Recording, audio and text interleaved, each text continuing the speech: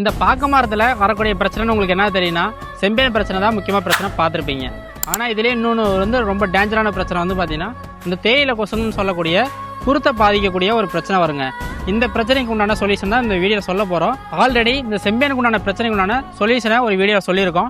அந்த வீடியோவை கீழே டிஸ்கிரிப்ஷனில் கொடுத்துட்றோம், அதை போய் பார்த்து தெரிஞ்சுக்கிங்க. இப்போ நம்ம இந்த தேயிலை கொசை எப்படி சரி பண்ணுறதுங்கிறத இப்போ பார்க்க போகிறோம். இதுக்கு இங்கிலீஷில் என்ன பேர் சொல்லுவாங்கன்னா மஸ்கிட்டோ பக்குன்னு சொல்லுவாங்க. இந்த மஸ்கிட்டோ பக்குக்கு சரியான தீர்வு என்னன்னா, இதுக்கு இந்த ரஃப்புங்கிற மருந்து ஏக்கருக்கு 4 லிட்டர் வீதம் மேலே ஸ்ப்ரே பண்ணணுங்க. இது கூட இந்த ரஃப்பு கூட ஏக்கருக்கு 4 லிட்டர் வந்து பார்த்தீங்கன்னா கிலோகிராம் புரோபனபாஸ்ங்கிற மருந்தை வந்து பார்த்தீங்கன்னா ஏக்கர் 4 லிட்டர் வீதம் பயன்படுத்தினோம்னா, இது ரெண்டையும் சேர்த்து பயன்படுத்தணுமா அந்த மஸ்கிட்டோ பக்குங்கிறதும் சரியாக வரும்.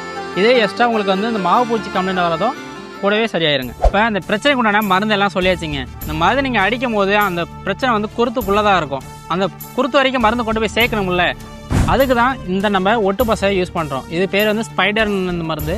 ஏக்கருக்கு 50 மில்லி வந்து நம்ம கூட கலந்து மருந்து கூட கலந்து அடிக்கிறதுனால வந்து பார்த்தீங்கன்னா உங்களுக்கு வந்து தெளிவாக வந்து மருந்து வந்து குருத்து வரைக்குமே போகும், அடி இலைக்குமே கொண்டு போகும். இது மாதிரி பயனுள்ள விவசாயத்தினால உங்களுக்கு தெரியணும்னா நம்ம ட்ரோன் காரன் யூடியூப் சேனலை சப்ஸ்கிரைப் பண்ணி வச்சுக்கோங்க. ஏதோ சந்தேகம் இருந்தால் கீழே கமெண்ட் பாக்ஸில் போய் கமெண்ட் பண்ணுங்கள்.